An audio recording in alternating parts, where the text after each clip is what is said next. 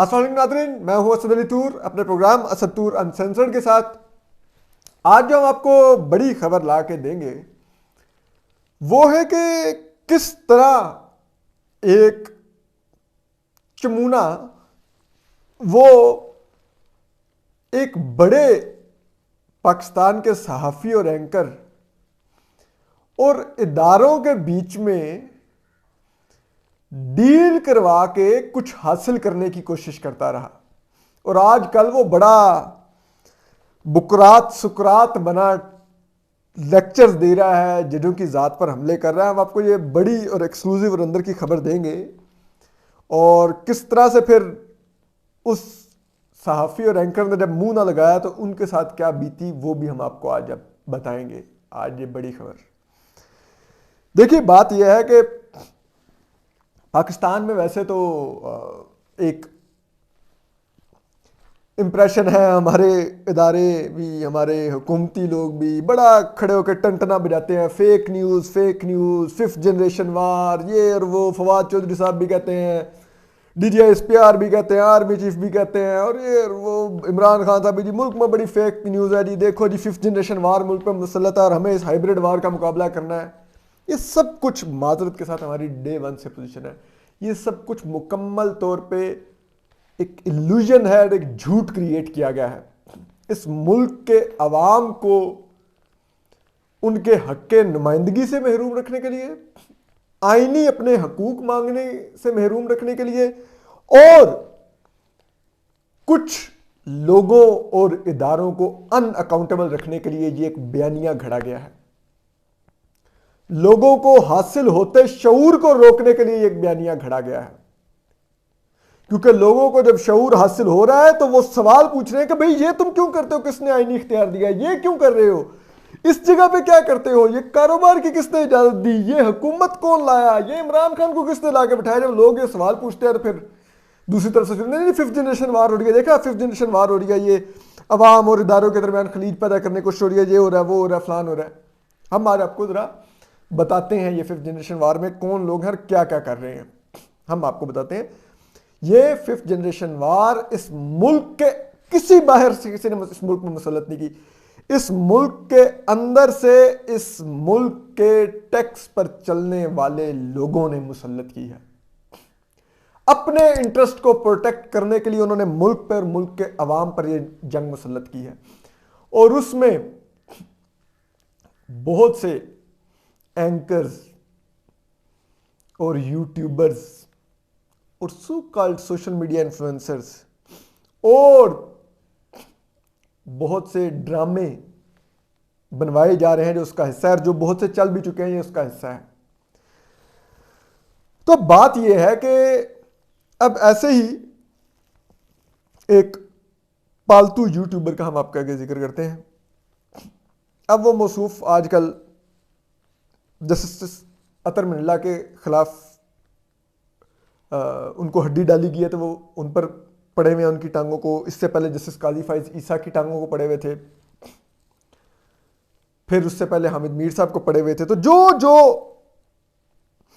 Target پہ آتا ہے ان کا پٹا کھول دیا جاتا ہے کہ پر جو ایسی شور مچاتے ہیں، لیکن وہ بقول رضی دادا صاحب کے کہ یہ چمونہ جو مرضی کر لے، یہ کوئی ٹھا والا ساؤنڈ ایفیکٹ نہیں پیدا کر سکتا، چوں چوں والا ہی پیدا کر سکتا، تو اس کو اگنور کیا کریں۔ اب بات یہ ہے کہ ہم آپ کو بتاتے ہیں ابھی ایک جو نامور اینکر اور صحافی سے اس نے کیا کرنے کی کوشش کی، اس پر بھی آتے ہیں۔ لیکن بات یہ ہے کہ اب پچھلے دنوں سپریم کورٹ میں اٹارنی جنرل خالد جاوید صاحب نے ایک رپورٹ پیش کی، اس میں انہوں نے کچھ ویڈیوز کے کنٹینٹس کا حوالہ دیا جو خاتون بشرا بی بی کے بارے میں تھیں۔ اب بات یہ ہے کہ ان کے رول کے بارے میں عموماً پاکستانی میڈیا میں ڈسکس ہوتا ہے، پی ٹی آئی کے لوگ خود نجی محفلوں میں ڈسکس کرتے ہیں، سینہ بہ سینہ 100 طرح کی باتیں چلتی ہیں۔ تو ٹھیک ہے وہ خاتون خانہ ہوں گی، لیکن اب وہ خاتون اول ہیں، تو جب ایک پولیٹیکل پرسنالٹی سے جڑتے ہیں تو آپ کی ذات کے بارے میں بات ہوتی ہے۔ اب چیز یہ ہے کہ یہ اس میں کہا گیا جی کہ یہ دیکھیں، پہلی بات تو یہ ہے کہ اس کو غلط ٹویسٹ دیا گیا، عاصمہ شرازی صاحب سے جوڑا گیا کہ نہیں وہ عاصمہ شرازی صاحب کے بارے میں دیکھو سپریم کورٹ میں یہ رپورٹ پیش ہوئی ہے کہ انہوں نے خاتون اول کے بارے میں یہ لکھا تھا وہ لکھا تھا، اور پھر عاصمہ شرازی صاحب کی ایک جھوٹی الزام لگا کر کردار کشی کی کمپین شروع کی گئی، اور اس میں پیش پی ٹی آئی کا اپنا سوشل میڈیا سیل تھا، شہباز گل تھا، اور یہی پالتو تھے، ٹھیک ہے۔ حالانکہ اس رپورٹ میں کہیں پہ عاصمہ شرازی صاحبہ کا ذکر نہیں تھا، اس میں عامر میر صاحب اور عمران شفقت صاحب کی ویڈیوز کے کانٹینٹس کو شیئر کیا گیا۔ پھر جب عاصمہ شرازی صاحبہ پہ چونگ چونگ کرنے سے فرصت ملی تو پھر اب حامد میر صاحب کو نشانے پہ لیا گیا کہ وہ جی دیکھو جی ان کے وہ ویڈیو ان کے بھائی کی تھی جس کا کنٹینٹ شیئر کیا گیا، اور جی شرم تم کو نہیں آتی یہ وہ۔ ارے بھائی آپ عورتوں کی عزت کی بات کریں گے؟ آپ کو خاتون اول کی تو بڑی عزت کا خیال آیا جب مسز سرینا عیسیٰ کو آپ بھونک رہے تھے ان کے اوپر، تب کیا تھا؟ کیا وہ گھریلو خاتون نہیں تھی؟ وہ تو کسی سرکاری دفتر میں کام نہیں کرتی، ان پر کیا کس حیثیت میں آپ بھونک رہے تھے؟ جب کیا تھا یہ سب کچھ؟ تب کوئی عزت کا خیال نہیں تھا، تب تو بڑے اڑ کے پڑ رہے تھے، جھوٹے الزامات لگا رہے تھے کہ میرے مذہب کا سوال کر لیا، مجھے یہ کر لیا، مجھے وہ کر لیا، ٹھیک ہے۔ اور پھر ادھر ادھر سے اڑا رہے تھے کہ مجھے اداروں نے بڑے ڈاکومنٹس دے دیے ہیں جسٹس قاضی فائزہ خلاف، میں ایسا یوٹیوب پر دھماکہ کروں گا، دیکھو بھی جسٹس قاضی فائزہ کے پلے کچھ نہیں چھوڑوں گا، یہ کر دوں گا وہ کر دوں گا۔ کیا نکلا؟ ارے اوقات نہیں ہے تمہاری، وہ جو دستاویزات تم لے کے پھر رہے وہ سپریم کورٹ میں ردی کی ٹوکری پڑی ہے، ججز نے جوتے کی نوک پر اٹھا کے باہر پھینکی، اتنی ڈسکریڈٹڈ اور فریولس دستاویزات تھیں، لیکن ان کا پٹا کھولا گیا تھا، یہ چون چون چون چون چون کرتے پھر رہے تھے، ٹھیک ہے، کچھ نہ ہوا۔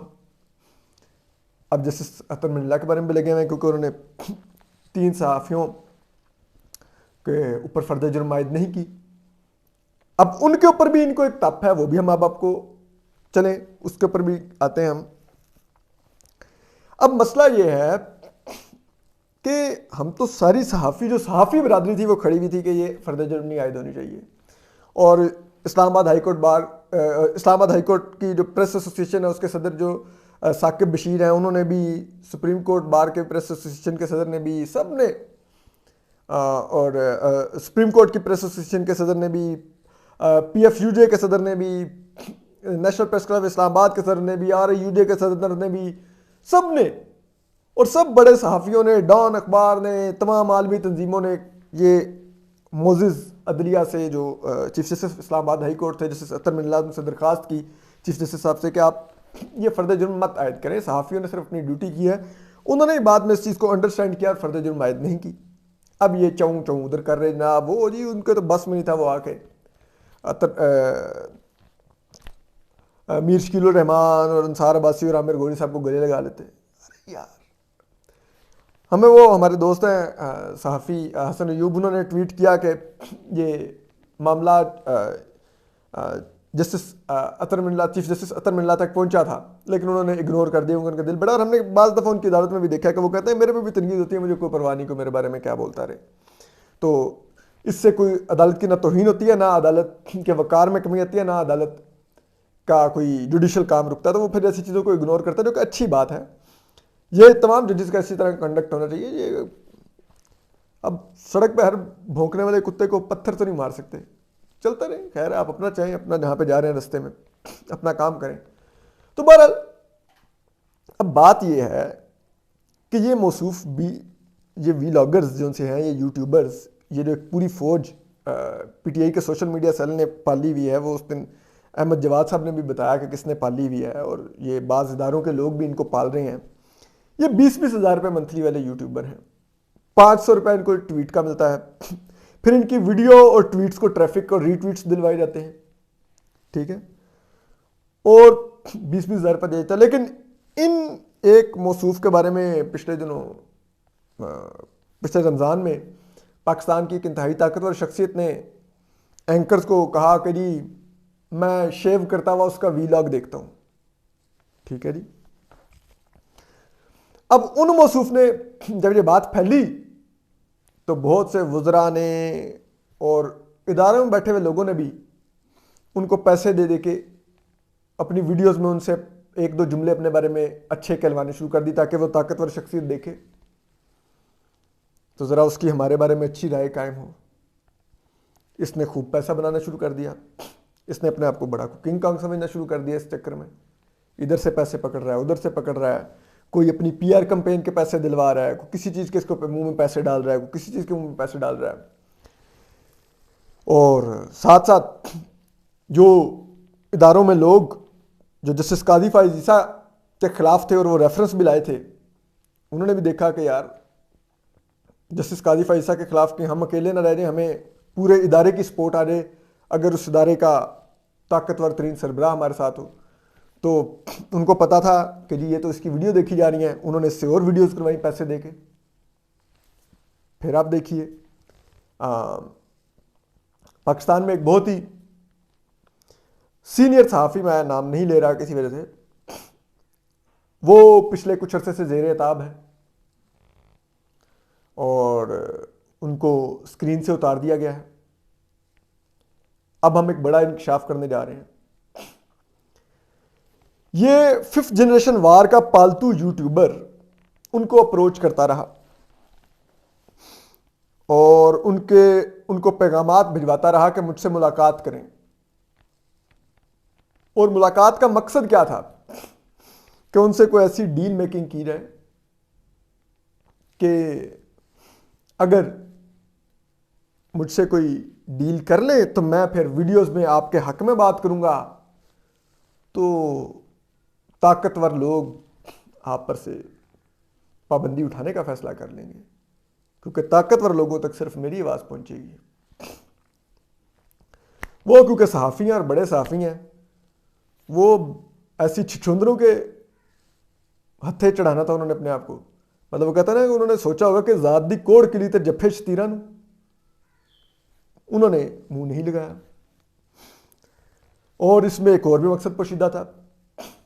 یہ موصوف جس ادارے سے ان کو آفر کیا گیا اس ادارے پر بھی دباؤ ڈلوا رہے تھے. کچھ لوگ ہیں کسی رینک میں بیٹھے ہوئے, کسی رینک کے لوگ ہیں, کوئی عہدہ ہے ان کا, ان سے کہ مجھے اپنے 7 بجے کے پروگرام میں بٹھائیں. ٹھیک. اب جب اس ادارے نے بھی 7 بجے کے پروگرام میں جگہ نہ دی تو پھر اس ادارے کے لیے ناممکن بنا دیا گیا کہ وہ اس بڑے صحافی اور اینکر کو واپس آن ایئر آنے دیں. یہ سب کچھ یہ کرتے رہے ہیں. اب آج کل یہ اس اینکر کے خلاف کمپین کر رہے ہیں کیونکہ اس نے منہ نہیں لگایا تھا. ان کو تو پچھلے دنوں کہہ رہے ہیں مجھے پتا چلا ہے اس اینکر نے کچھ راولپنڈی میں لوگوں سے ملاقات کی ہے, اگر اس کو آن ایئر آنے دیا گیا تو پھر ہم اس بات کریں گے اس کے اوپر. ابھی تم کیا بات کرو گے, تمہاری کیا اوقات ہے. ایک پاکستان کے ساحلی شہر میں ایک اور اینکر نے اس کو چپیڑیں ماری. ٹھیک ہے. اتنی غیرت نہیں تھی کہ یہ اس اینکر کے خلاف کوئی ایکشن لے سکتا. وجہ کیا تھی کہ جو اس کے باپ ہیں جن کے لیے یہ کام کرتا ہے وہ اینکر ان کا ساتھی ہے اور یہ ان کا نوکر ہے. اس کو پتا تھا ساری روزی روٹی بند ہو جائے گی تو بیٹھ کے کیا کہہ رہا ہے, نہیں میں اس لیے نہیں کوئی ایکشن لے رہا, میں نہیں چاہتا کہ سی پیک متنازع ہو جائے. تمہاری اوقات کیا ہے کہ تمہارے ایک ایف آئی آر کٹوانے سے سی پیک متنازع ہونا تھا؟ کیا اوقات ہے تمہاری؟ نہ 3 میں نہ 13 میں چپیڑیں چلی, کسی چینل پہ خبر نہ چلی کہ تمہیں چپیڑیں پڑی ہیں وہاں پہ. یہ تمہاری اوقات ہے. صحافی کسی کو ادھر تھپڑ پڑے ہوتے تو تم دیکھتے پورے میڈیا کہاں پہ کھڑا ہوتا. تمہارے لیے تو کسی نے ایک ٹکر نہ چلایا کہ تمہیں وہاں پہ چپیڑیں پڑی ہیں.